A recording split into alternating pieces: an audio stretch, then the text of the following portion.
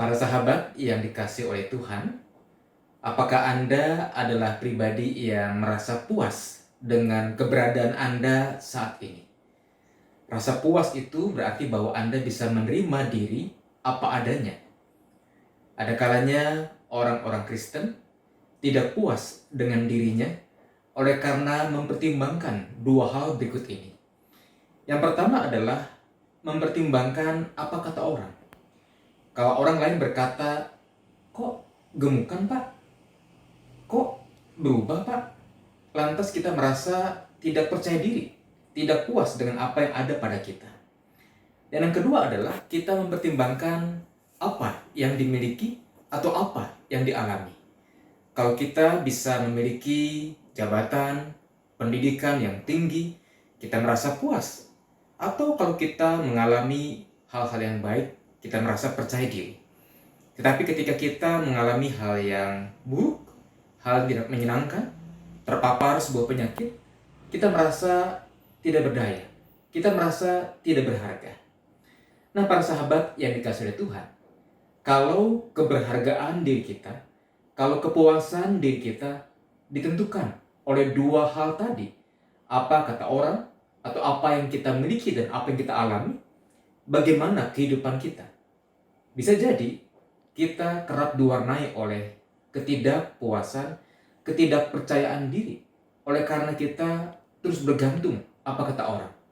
Padahal orang yang satu bisa mengatakan, "Pak, hari ini Bapak tampil baik." Tapi di lain waktu, orang yang sama bisa memberikan penilaian yang berbeda. "Pak, kok gemukan sih, Pak?" Lantas kita merasa, aduh, mana penilaian yang kita perlu ikuti? Apakah yang kemarin atau yang hari ini? Kita akan bingung karenanya. Nah, karena itu kita perlu mempertimbangkan hal yang lain untuk mengukur keberhargaan diri kita. Dan hari ini saya mengajak kita untuk mencermati sebuah kisah. Injil Yohanes pasal yang keempat, ayat yang kelima hingga ayat yang ke-42, di mana firman Tuhan bercerita tentang perjumpaan Tuhan Yesus dengan seorang perempuan Samaria di tepi sebuah sungai. Kita tahu bahwa kisah tersebut memiliki dua tokoh utama. Tokoh yang pertama adalah perempuan Samaria.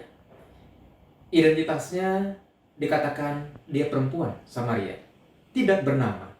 Tetapi dari identitas yang seperti itu kita bisa belajar beberapa hal. Pertama adalah perempuan. Menjadi seorang perempuan di tengah-tengah masyarakat Timur Tengah pada waktu itu berarti bersiap untuk menerima penilaian rendah dari masyarakatnya. Perempuan adalah kelompok sosial kelas 2 di bawah laki-laki. Perempuan tak ubahnya seperti barang. Bahkan dalam satu aturan dalam perjanjian lama, ketika seorang suami tidak lagi menyukai sang istri, maka ia bisa mengembalikan istri itu kepada orang tuanya. Bukankah perempuan seperti sebuah barang? Ketika tidak disukai lagi, ia bisa dikembalikan begitu saja. Yang kedua adalah Samaria. Orang Samaria adalah orang yang dianggap tidak lagi murni Israel. Bahkan agama orang Samaria pun dianggap bukan lagi agama orang Yahudi tulen. Sebab agama yang berkembang adalah agama percampuran. Percampuran Israel dengan bangsa-bangsa lain yang didatangkan Asyur ke daerah Samaria. Sehingga dikatakan oleh Alkitab bahwa orang Yahudi tidak bergaul dengan orang Samaria. Tetapi menarik adalah ketika perempuan Samaria itu datang ke sumur Yakub, waktu menunjukkan pukul 12 siang. Pukul 12 siang berarti tempat yang sepi, waktu yang sunyi, tidak ada orang lain dan yang datang ke sumur Yakub itu. Ia berharap tidak berjumpa siapa-siapa. Tetapi Yesus ada di sana. Yesus bahkan menyapa perempuan Samaria itu. "Berikanlah aku minum."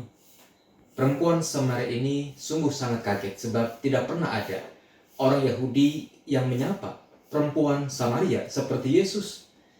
Yesus justru mau bercakap-cakap lebih lanjut dengan perempuan ini. Bahkan menawarinya, "Ada padaku air hidup. Barang siapa minum daripadaku tidak akan haus lagi. Yesus menawarkan persahabatan kepada perempuan Samaria ini. Padahal perempuan Samaria merasa dirinya tidak berharga karena dia adalah perempuan Samaria. Kata orang, perempuan itu masyarakat rendah.